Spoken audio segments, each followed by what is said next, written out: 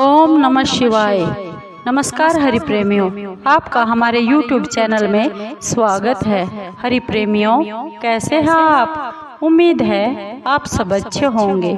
आइए आज का प्रसंग शुरू करते हैं। आज का प्रसंग है शिव महापुराण अध्याय 4, जिसमें संध्या वंदन, प्रणव जाप, गायत्री जप, दान की महिमा का वर्णन है और उसकी विधि है। हरि प्रेमियों, उससे पहले अगर आप हमारे चैनल पर नए हैं तो प्लीज़ चैनल को सब्सक्राइब जरूर कर लीजिए और बेल आइकॉन को जरूर दबा लीजिए ताकि आप तक हमारे सारे नोटिफिकेशन पहुंचते रहे। हरि प्रेमियों, आपका एक भी सब्सक्राइब हमारे लिए बेहद मायने रखता है। आइए शिव महापुराण का ये 4था अध्याय सुनते हैं। हरि प्रेमियों, ऋषियों ने कहा, सदाचार, शौचाचार, स्नान, भस्म धारण, संध्या वंदन, प्रणव जप, गायत्री जप, दान, न्यायतः, धन और पार्जन तथा अग्निहोत्र आदि की विधि और महिमा का वर्णन। ऋषियों ने कहा, सूत जी, अब आप शीघ्र ही हमें वह सदाचार सुनाइए जिससे विद्वान पुरुष पुण्य लोकों पर विजय पाता है। स्वर्ग प्रदान करने वाले धर्ममय आचार तथा नरक का कष्ट देने वाले अधर्ममय आचारों का भी वर्णन कीजिए। सूत जी बोले, सदाचार का पालन करने वाला विद्वान ब्राह्मण ही वास्तव में ब्राह्मण होता है और नाम धारण करने का अधिकारी है। जो केवल वेदोक्त आचार का पालन करने वाला एवं वेद का अभ्यासी है, उस ब्राह्मण की विप्र संज्ञा होती है।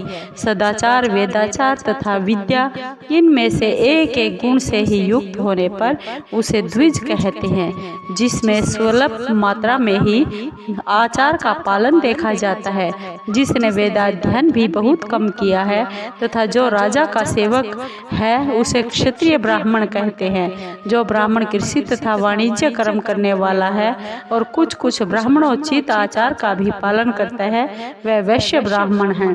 तथा जो स्वयं ही खेत जोतता है उसे शूद्र ब्राह्मण कहा जाता है। जो दूसरों के दोष देखने वाला और परद्रोही है उसे चांडाल द्विज कहते हैं। इसी तरह क्षत्रियों में भी जो पृथ्वी का पालन करता है वह राजा है। दूसरे लोग राजत्वहीन क्षत्रिय माने जाते हैं। वैश्यों में भी जो धान्य आदि वस्तुओं का क्रय विक्रय करते हैं वह वैश्य है। दूसरों को वणिक कहते हैं। जो ब्राह्मणों, अक्षत्रियों तथा वैश्यों की सेवा में लगा रहता है वही वास्तव में शूद्र कहलाता है।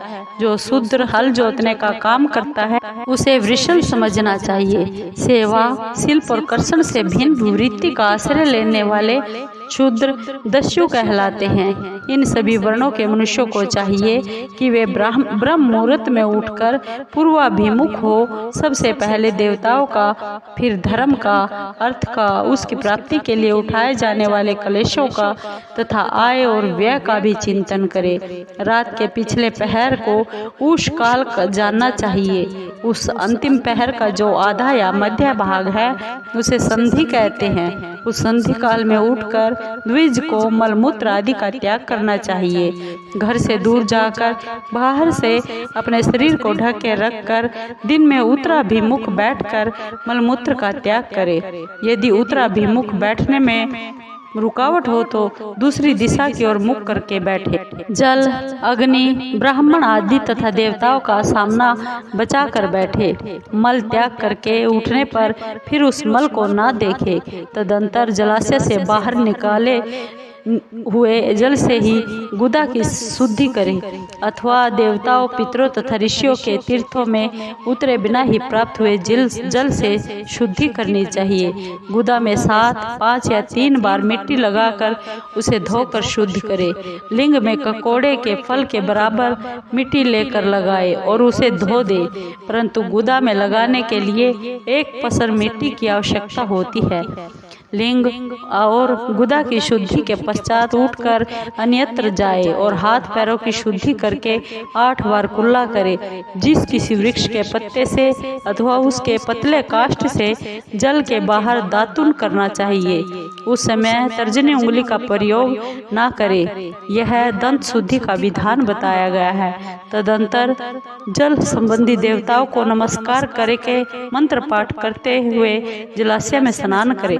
यदि कंठ तक या कमर तक पानी में खड़े होने की शक्ति ना हो तो घुटनों तक जल में खड़ा हो अपने ऊपर जल छिड़ककर मंत्रोच्चारण पूर्वक स्नान कार्य संपन्न करे। विद्वान पुरुष को चाहिए कि वहां तीर्थ जल से देवता आदि का स्नानांग तर्पण भी करे। इसके बाद धोते वस्त्र लेकर 5 कच्छ करके उसे धारण करे। साथ ही कोई उत्तरीय भी धारण कर ले, क्योंकि संध्या वंदन आदि सभी कर्मों में उसकी आवश्यकता होती है। नदी आदि तीर्थों में स्नान करने पर स्नान संबंधी उतारे हुए वस्त्र को वहां ना धोए। स्नान के पश्चात विद्वान पुरुष भीगे हुए उस वस्त्र को बावड़ी में कुएं के पास अथवा घर आदि में ले जाए और वहां पत्थर पर, लकड़ी आदि पर, जल में या स्थल में अच्छी तरह धोकर उस वस्त्र को निचोड़े। द्विजो वस्त्र को निचोड़ने से जो जल गिरता है वह एक श्रेणी के पितरों की तृप्ति के लिए होता है। इसके बाद जाबाली उपनिषद में बताए गए मंत्र से भस्म लेकर उसके द्वारा त्रिपुंड लगाए। इस विधि का पालन न किया जाए, इसके पूर्व ही यदि जल में भस्म गिर जाए तो गिराने वाला नरक में जाता है। मंत्र से पाप शांति के लिए सिर पर जल छिड़के तथा मंत्र को पढ़कर पैर पर जल छिड़के इत्यादि। मंत्र में 3 ऋचाएं हैं और प्रत्येक ऋचा में गायत्री छंद के 3-3 चरण हैं। इनमें से प्रथम ऋचा के 3 चरणों का पाठ करते हुए क्रमशः पैर, मस्तक और हृदय में जल छिड़के। दूसरी ऋचा के 3 चरणों को पढ़कर क्रमशः मस्तक, हृदय और पैर में जल छिड़के और तीसरी ऋचा के 3 चरणों का पाठ करते हुए क्रमशः हृदय, पैर और मस्तक का जल से प्रोक्षण करे। ऐसे विद्वान पुरुष मंत्र स्नान मानते हैं। किसी अपवित्र वस्तु से किंचित स्पर्श हो जाने पर, अपना स्वास्थ्य ठीक न रहने पर, राजा और राष्ट्र पर भय उपस्थित होने पर तथा यात्रा काल में जल की उपलब्धि न होने की व्यवस्था आ जाने पर मंत्र स्नान करना चाहिए। प्रातःकाल सूर्यश्च मां मन्युश्च इत्यादि सूर्यानुवाक से तथा सायंकाल अग्निश्च मां मनुष्य इत्यादि अग्नि संबंधी अनुवाक से जल का आचमन करके पुनः जल से अपने अंगों का प्रोक्षण करे।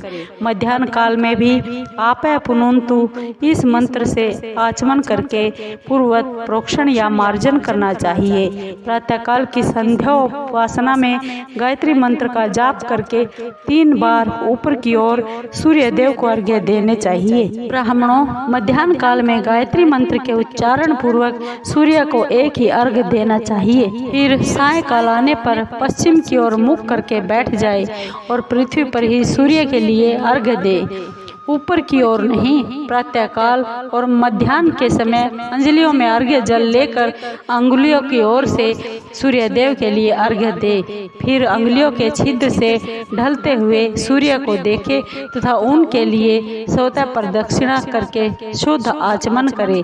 सायंकाल में सूर्योदय से 2 घड़ी पहले की हुई संध्या निष्फल होती है, क्योंकि वह साय संध्या का समय नहीं होता। ठीक समय पर संध्या करनी चाहिए, ऐसी शास्त्र की आज्ञा है।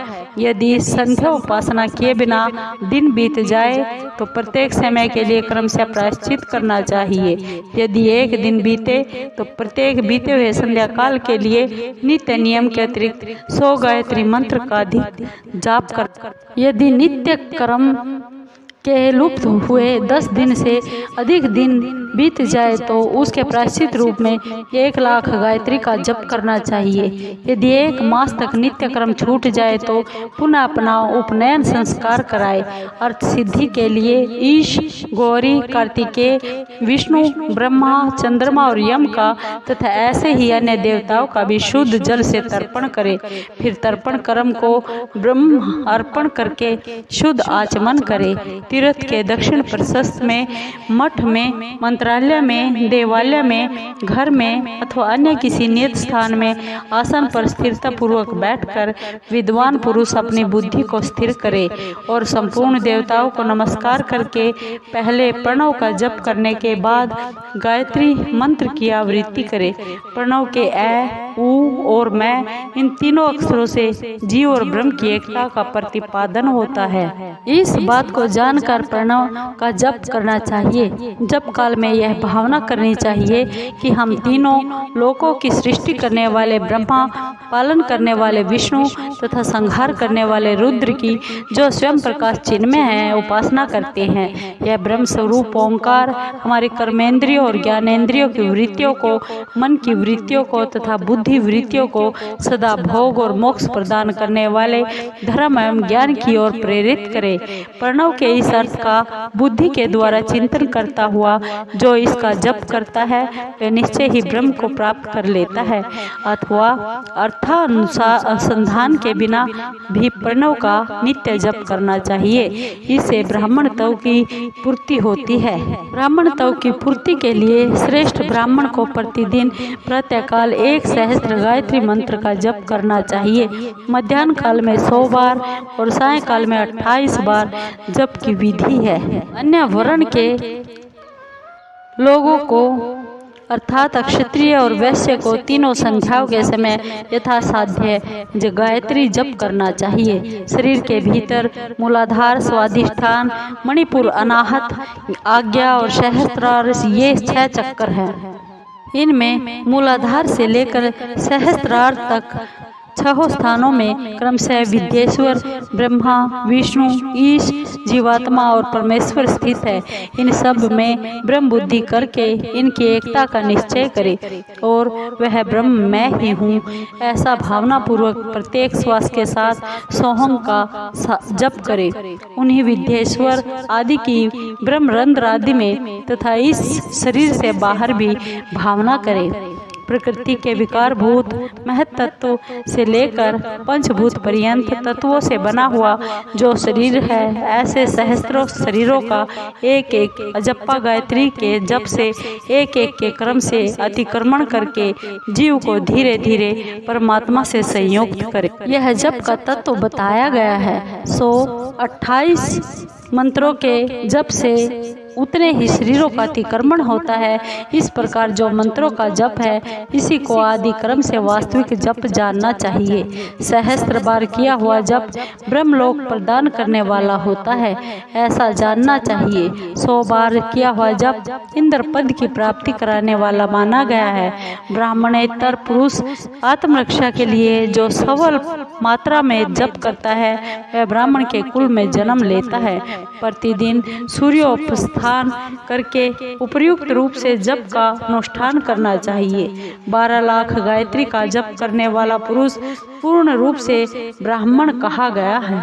जिस ब्राह्मण ने 1 लाख गायत्री का जप भी ना किया हो उसे वैदिक कार्यों में ना लगाए। 70 वर्ष की अवस्था तक नियम पालन पूर्वक कार्य करे। इसके बाद ग्रह त्याग कर संन्यास ले ले। परिवारजनक या सन्यासी पुरुष नित्य प्रातः काल 12,000 प्रणव का जप करे।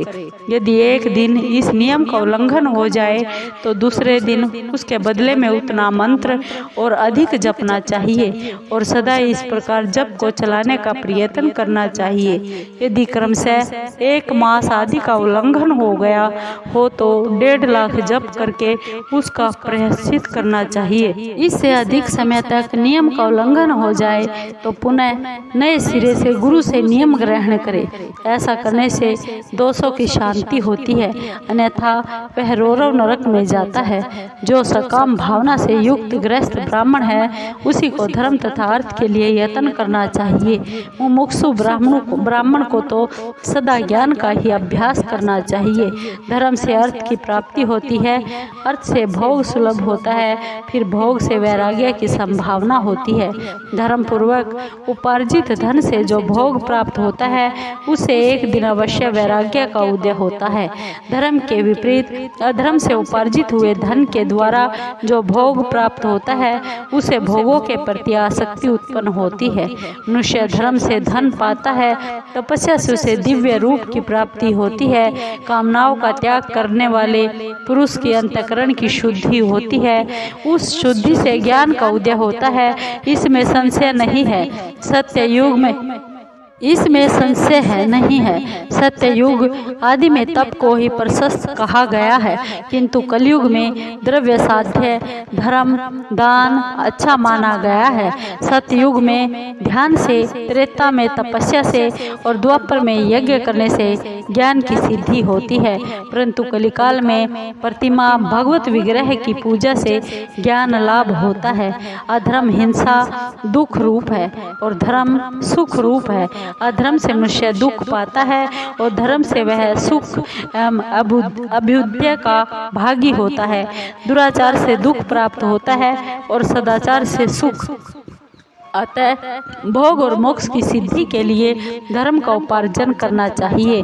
जिसके घर में कम से कम 4 मनुष्य है, ऐसे कुटुंबी ब्राह्मण को जो 100 वर्ष के लिए जीविका देता है, उसके लिए वह दान ब्रह्मलोक की प्राप्ति कराने वाला होता है। 1 सहस्त्र चांद्रायण व्रत का अनुष्ठान ब्रह्मलोकदायक माना गया है। जो क्षत्रिय 1 सहस्त्र कुटुंब को जीविका और आवास देता है, उसका वह कर्म इंद्रलोक की प्राप्ति कराने वाला होता है। 10,000 कुटुंबों को दिया हुआ आश्रय दान ब्रह्मलोक प्रदान करता है। दाता पुरुष जिस देवता को सामने रखकर दान करता है, अर्थात वह दान के द्वारा जिस देवता को प्रसन्न करना चाहता है, उसी का लोक उसे प्राप्त होता है। यह बात वेद वेता पुरुष अच्छी तरह से जानते हैं। धनहीन पुरुष सदा तपस्या का उपार्जन करे, क्योंकि तपस्या और तीर्थ सेवन से अक्षय सुख पाकर मनुष्य उसका उपभोग करता है। अब मैं न्यायतः धन के उपार्जन की विधि बता रहा हूँ। ब्राह्मण को चाहिए कि वह सदा सावधान रहकर विशुद्ध प्रतिग्रह, दान ग्रहण तथा याजन यज्ञ कराने आदि से धन का अर्जन करे। वह इसके लिए कहीं दीनता ना दिखाए और न अत्यंत क्लेशदायक कर्म ही करे। अक्षत्रिय बाहुबल से धन का उपार्जन करे। वैश्य कृषि एवं गोरक्षा से न्यायोपार्जित धन का दान करने से दाता को ज्ञान की सिद्धि प्राप्त होती है।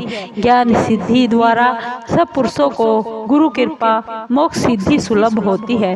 मोक्ष से स्वरूप की सिद्धि ब्रह्म रूप से स्थिति प्राप्त होती है। मुक्त पुरुष परमानंद का अनुभव करता है। गृहस्थ पुरुष को चाहिए कि वह धन धान्य आदि सब वस्तुओं का दान करे। वह तृषा निवृत्ति के लिए जल और शुद्धा रूपी रोग की शांति के लिए सदा अन्न का दान करे। खेत धान्य, कच्चा अन्न तथा भक्ष्य भोज्य, लेह्य और चोष्य, ये 4 प्रकार के सिद्ध अन्न दान करने चाहिए। जिसके अन्न को खाकर मनुष्य जब तक कथा श्रवण आदि सत्कर्म का पालन करता है, उतने समय तक उसके किए हुए पुण्य फल का आधा भाग दाता को मिल जाता है। इसमें संशय नहीं है। दान देने वाला पुरुष दान में प्राप्त हुई वस्तु का दान तथा तपस्या करके अपने प्रतिग्रह जनित पाप की शुद्धि कर ले, अन्यथा उसे रोरव नरक में गिरना पड़ता है। अपने धन के 3 भाग करे। 1 भाग धर्म के लिए, दूसरा भाग वृद्धि के लिए और तीसरा भाग अपने उपभोग के लिए। नित्य, नैमित्तिक और काम्य, ये तीनों प्रकार के कर्म धर्मार्थ रखे हुए धन से करे। साधक को चाहिए कि वह वृद्धि के लिए रखे हुए धन से ऐसा व्यापार करे जिससे उस धन की रक्षा वृद्धि हो तथा उपभोग के लिए रक्षित धन से हितकारक परिमित एवं पवित्र भोग भोगे। खेती से पैदा हुए धन का 10वां अंश दान कर दे। इससे पाप की शुद्धि होती है। शेष धन से धर्म वृद्धि एवं उपभोग करे, अन्यथा वह रोरव नरक में पड़कर पाप भोगता है। अब अथवा उसकी बुद्धि पाप पूर्ण हो जाती है या खेती ही चौपट हो जाती है। वृद्धि के लिए किए गए व्यापार में प्राप्त हुए धन का 6ठा भाग दान कर देने योग्य होता है। बुद्धिमान पुरुष अवश्य उसका दान कर दे। विद्वान को चाहिए कि वह दूसरों के दोषों का बखान ना करे। ब्राह्मणों, दोषवश दूसरों के सुने या देखे हुए छिद्र को भी प्रकट ना करे। विद्वान पुरुष ऐसी बात ना कहे जो समस्त प्राणियों के हृदय में रोष पैदा करने वाली है। ऐश्वर्य की सिद्धि के लिए दोनों संध्याओं के समय अग्निहोत्र कर्म अवश्य करे। जो दोनों समय अग्निहोत्र करने में असमर्थ है वह एक ही समय सूर्य और अग्नि को विधि पूर्वक दी गई आहुति से संतुष्ट करे। चावल, धान्य, घी, फल, कंद तथा हविष्य इनके द्वारा विधि पूर्वक स्थाली पाक बनाए तथा यथोचित रीति से सूर्य और अग्नि को अर्पित करे। यदि हविष्य का अभाव हो तो प्रधान होम मात्र करे। सदा सुरक्षित रहने वाली अग्नि को विद्वान पुरुष अजस्त्र की संज्ञा देते हैं अथवा संध्या काल में जप माल या सूर्य की वंदना मात्र कर ले। आत्मज्ञान की इच्छा वाले तथा धनार्थी पुरुषों को भी इस प्रकार विधिवत उपासना करनी चाहिए जो सदा ब्रह्म यज्ञ में तत्पर होते हैं, देवताओं की पूजा में लगे रहते हैं, नित्य अग्नि पूजा एवं गुरु पूजा में अनुरक्त होते हैं तथा ब्राह्मणों को तृप्त किया करते हैं। वे सब लोग स्वर्ग लोक के भागी होते हैं। अग्नि यज्ञ, देव यज्ञ, ब्रह्म यज्ञ आदि का वर्णन भगवान शिव के 7 वारों का निर्माण तथा उनमें देवाराधन से विभिन्न प्रकार के फलों की प्राप्ति का कथन। ऋषियों ने कहा, प्रभु अग्नि यज्ञ, देव यज्ञ, ब्रह्म यज्ञ, गुरु पूजा और ब्रह्म तृप्ति का हमारे समक्ष क्रमशः वर्णन कीजिए। सूत जी बोले, महर्षियों, गृहस्थ पुरुष अग्नि में सायंकाल और प्रातःकाल जो चावल आदि द्रव्य की आहुति देता है उसी को अग्नि यज्ञ कहते हैं। जो ब्रह्मचर्य आश्रम में स्थित है उन ब्रह्मचारियों के लिए समिधा का आधान ही अग्नि यज्ञ है। वे समिधा का ही अग्नि में हवन करे। ब्राह्मणों, ब्रह्मचर्य आश्रम में निवास करने वाले द्विजों का जब तक विवाह ना हो जाए और वे उपासना अग्नि की प्रतिष्ठा ना कर ले तब तक उनके लिए अग्नि में समिधा की आहुति, व्रत आदि का पालन तथा विशेष यजन आदि की कर्तव्य है। यही उनके लिए अग्नि यज्ञ है। द्विजों, जिन्होंने बाह्य अग्नि को विसर्जित करके अपनी आत्मा में ही अग्नि का आरोप कर लिया है, ऐसे वानप्रस्थियों और सन्यासियों के लिए यही हवन या अग्नि यज्ञ है कि वे विहित समय पर हितकर परिमित और पवित्र अन्न का भोजन कर ले। ब्राह्मणों, सायंकाल अग्नि के लिए दी हुई आहुति संपत्ति प्रदान करने वाली होती है, ऐसा जानना चाहिए, और प्रातःकाल सूर्यदेव को दी हुई आहुति आयु की वृद्धि करने वाली होती है। यह बात अच्छी तरह समझ लेनी चाहिए। दिन में अग्निदेव सूर्य में ही प्रविष्ट हो जाते हैं, अतः प्रातःकाल सूर्य को दी हुई आहुति भी अग्नि यज्ञ के ही अंतर्गत है। इस प्रकार यह अग्नि यज्ञ का वर्णन किया गया है। इंद्र आदि समस्त देवताओं के उद्देश्य से अग्नि में जो आहुति दी जाती है उसे देव यज्ञ समझना चाहिए। स्थाली पाक आदि यज्ञों को देव यज्ञ ही मानना चाहिए। लौकिक अग्नि में प्रतिष्ठित जो चूड़ाकरण आदि संस्कार निमित्त हवन कर्म है उन्हें भी देव यज्ञ के ही अंतर्गत जानना चाहिए। अब ब्रह्म यज्ञ का वर्णन सुनो। द्विज को चाहिए कि वह देवताओं की तृप्ति के लिए निरंतर ब्रह्म यज्ञ करे। वेदों का जो नित्य अध्ययन या स्वाध्याय होता है उसी को ब्रह्म यज्ञ कहा गया है। प्रातः नित्य कर्म के अनंतर सायंकाल तक ब्रह्म यज्ञ किया जा सकता है, उसके बाद रात में इसका विधान नहीं है। अग्नि के बिना देव यज्ञ कैसे संपन्न होता है, इसे तुम लोग श्रद्धा से और आदर पूर्वक सुनो। सृष्टि के आरंभ में सर्वज्ञ, दयालु और सर्वसमर्थ महादेव जी ने समस्त लोगों के उपकार के लिए वारों की कल्पना की। वे भगवान शिव संसार रूपी रोग को दूर करने के लिए वैद्य है, सबके ज्ञाता तथा समस्त औषधों के भी औषध है। उन भगवान ने पहले अपने वार की कल्पना की जो आरोग्य प्रदान करने वाला है। तत्पश्चात अपनी माया शक्ति का वार बनाया जो संपत्ति प्रदान करने वाला है। जन्म काल में दुर्गति ग्रस्त बालक की रक्षा के लिए उन्होंने कुमार के वार की कल्पना की।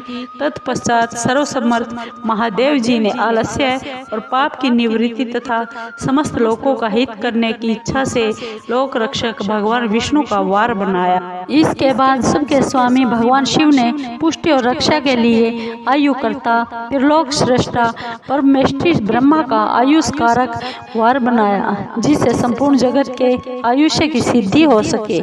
इसके बाद तीनों लोकों की वृद्धि के लिए पहले पुण्य पाप की रचना हो जाने पर उनके करने वाले लोगों को शुभ अशुभ फल देने के लिए भगवान शिव ने इंद्र और यम के वारों का निर्माण किया।